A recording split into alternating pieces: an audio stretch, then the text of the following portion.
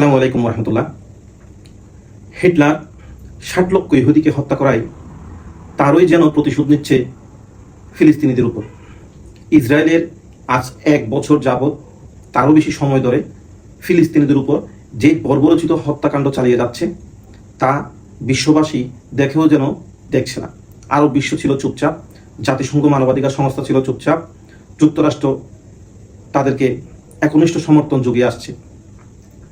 আজ হঠাৎ কেন আরব বিশ্ব চাঙ্গা হয়ে উঠল ইসরায়েলিদের বিরুদ্ধে, এবং এই ফিলিস্তিনিদের আজ কি চরম দুর্দশা এবং এই থেকে পরিত্রাণের উপায় কি, এই সব বিষয় নিয়েই বলছি শুনুন। এই ইসরায়েলিরা একটা সময় বিশ্বের নানা প্রান্ত থেকে উচ্ছেদ হয়ে তারা জাতিসংঘের মাধ্যমে এবং এই মদতপুষ্ট যুক্তরাষ্ট্রের পরিকল্পনায় তারা ফিলিস্তিনের মধ্যেই আশ্রয় পায়। তারা ধীরে ধীরে এই ফিলিস্তিনের ভূখণ্ডই তারা দখল করে আসছিল।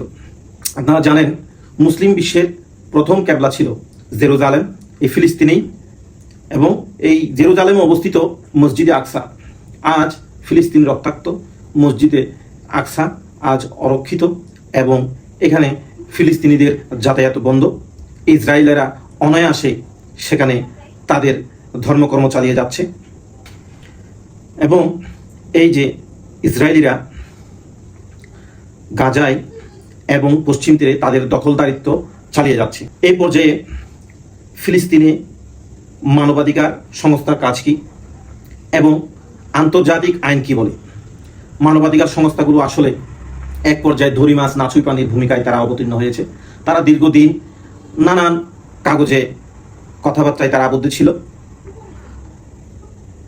এবং আন্তর্জাতিক আইন ইসরায়েল একের পর এক লঙ্ঘন করে আজকে দুর্ভিক্ষের দ্বার প্রান্তে অবতীর্ণ করেছে নিরীহ ফিলিস্তিনি গাজাবাসীকে।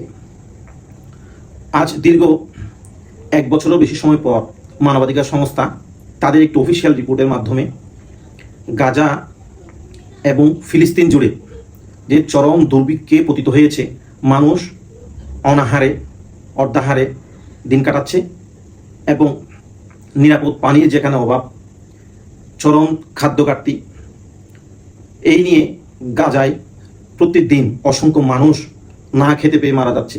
ভাবা যায় এই উন্নত বিশ্বে আজকে যেখানে কোথাও খাদ্য ঘাটতি দেখা যায় না, অথচ এই গাজায় ফিলিস্তিনেই এই ইসরায়েলি হানাদার বাহিনী পুরো ফিলিস্তিনকে একটি মুক্ত কারাগারে মতো করে অবরোধ করে রেখেছে, এবং কৃত্রিম দুর্ভিক্ষ তারা এখানে সৃষ্টি করেছে।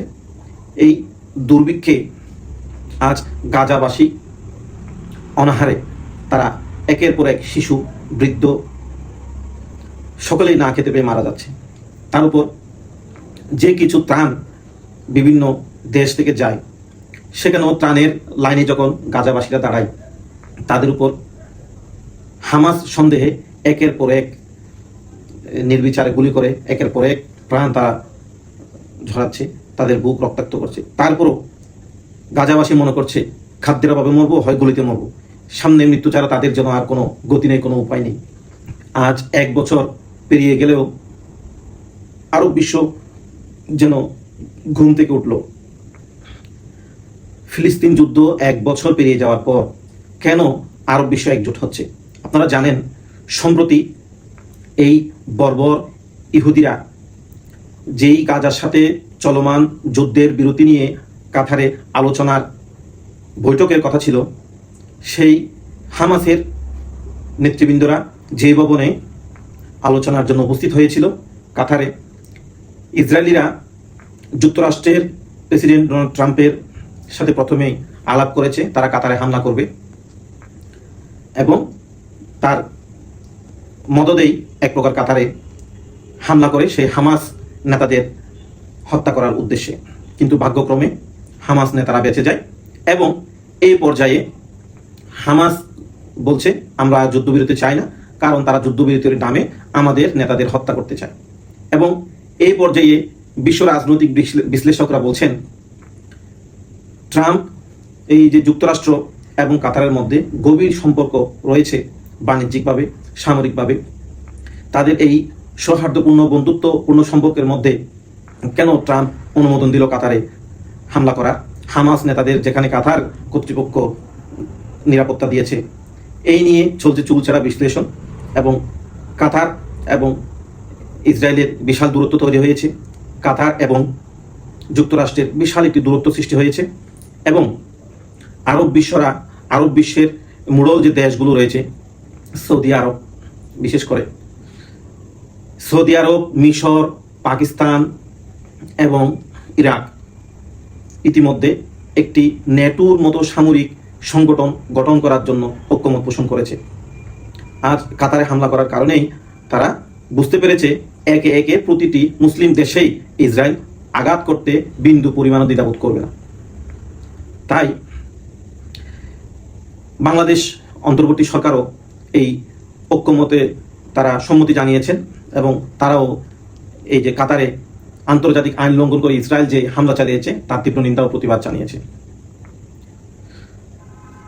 আজ ফিলিস্তিনিদের এই দুর্দিনে বাংলাদেশের অন্তর্বর্তী সরকারকে আমি অনুরোধ জানাবো, বিশ্বের বিভিন্ন প্রান্তের মুসলিম দেশগুলো ফিলিস্তিনি ভাইদের জন্য খাদ্য বোঝাই বিশাল নৌ বহর নিয়ে রওনা হয়েছে। আমাদের মুসলিম প্রধান এই দেশ থেকেও একটি নৌবহর যুক্ত হোক এই ফিলিস্তিনের উদ্দেশ্যে যাত্রা করা এই ত্রাণবাহী নৌবহরে। এবং ফিলিস্তিন আজ একটি ভূখণ্ড নয়, এটি আমাদের মানবতার একটি পরীক্ষা। আজ ফিলিস্তিনের এই পর্যায়ে আমরা যদি নীরব থাকি, ভবিষ্যতে আরেকটি মুসলিম দেশের উপর এই আগ্রাসন চলবে। হতে পারে বাংলাদেশের উপরও ইসরায়েলের আগ্রাসন চলতে পারে। ঠিক আমরা যদি নীরব থাকি, ঠিক তেমনি অন্যান্য দেশগুলো নীরব থাকবে। তাই আসুন বাংলাদেশের দল মত নির্বিশেষে আমরা সকলেই ফিলিস্তিনিদের পক্ষে বজ্রকণ্ঠে আওয়াজ তুলি এবং প্রতিটি মোনাজাতে আমরা ফিলিস্তিনিদের জন্য দোয়া করি। ইনশাআল্লাহ শীঘ্রই নেতানিয়াহু সরকারের পতন ঘটবে, ফিলিস্তিনবাসী মুক্তি পাবে। আপনারাও আপনাদের ফিলিস্তিন সম্পর্কে মূল্যবান মন্তব্যগুলো কমেন্টে জানাতে পারেন। আপনারা ভালো থাকুন, সুস্থ থাকুন। আল্লাহ হাফেজ।